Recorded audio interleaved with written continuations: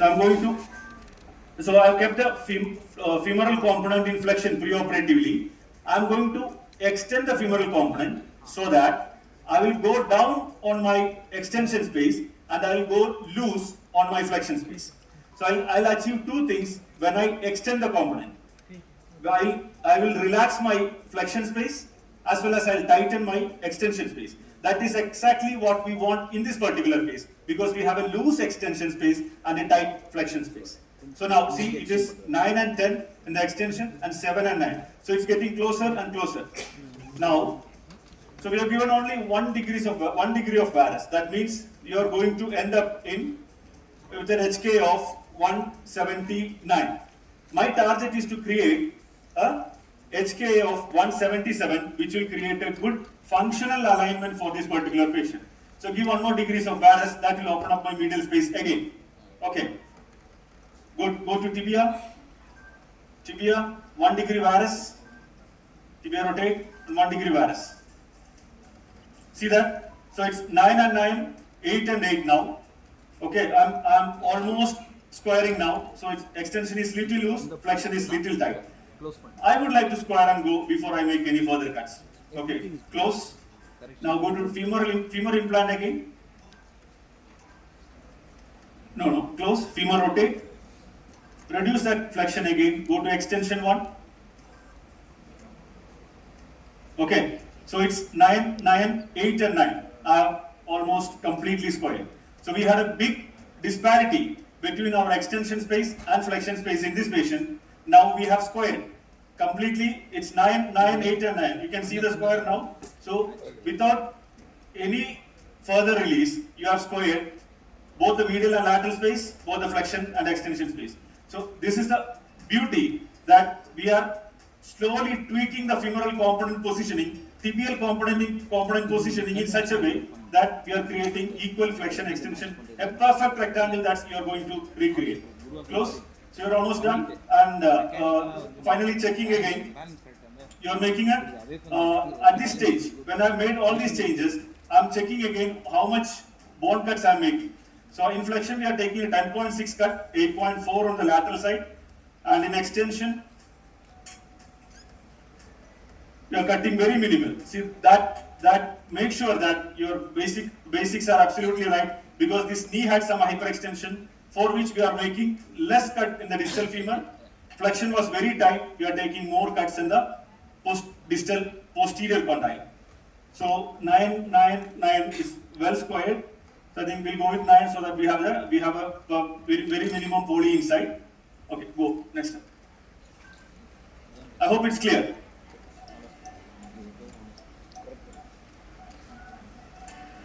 And all the sensors are being in the work field. We'll proceed with the robotic bone cutting. So all the sensors are being detected, and the tibial markers, the femoral markers, the robotic markers, all sensors are in the front view, top view, well accessed, and the bone angles are also showing yellow in color. That means you are good to go. So now the robo is in motion. Robo is going to make the distal femoral cut first. As per the plan, it's going to cut 5.4 mm from the distal medial side and 5.8 mm from the distal lateral side. That's going to give us the desired extension space.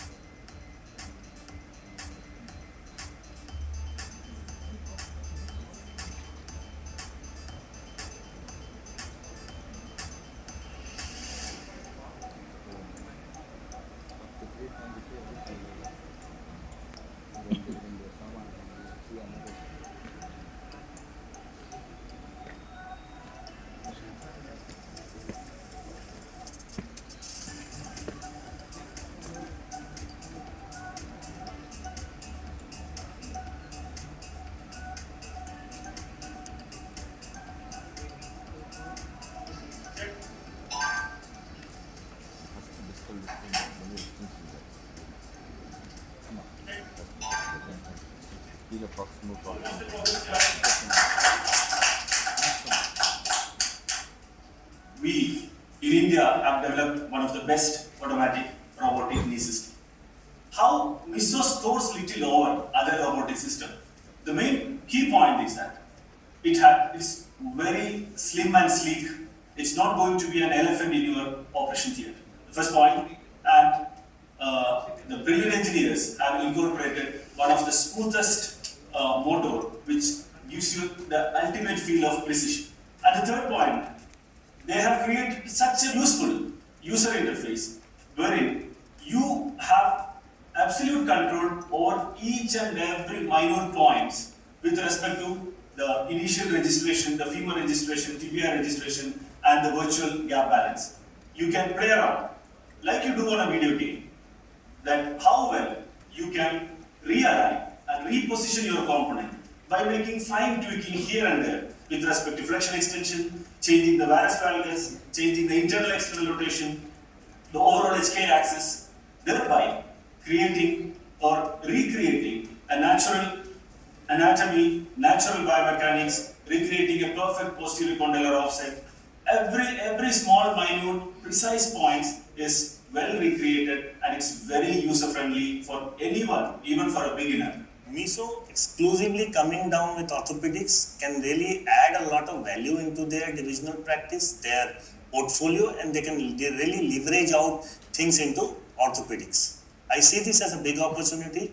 Mostly corporates from tier 1, tier 2, tier 3 cities can adopt where there was a problem of the costing, where there was a problem of utility, training, because we believe in providing a real-time solution to all our corporate hospitals. We started this journey with a possibility of creating something unique for the industry.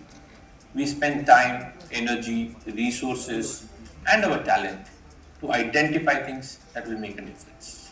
Today I'm happy that we as a group have been able to achieve 4 successful cases in the last 24 hours to make sure that we demonstrate to you what the versatility of the system is. We have taken feedback from multiple doctors, multiple of our internal staff members, whatever is available outside, done extensive research and identified things that makes patient outcome better. We will spend the coming decade taking this technology to every part of the country and then to the global outreach. This journey would not have been complete without our team, without the support of our management, without my family. I would like to personally thank on behalf of everyone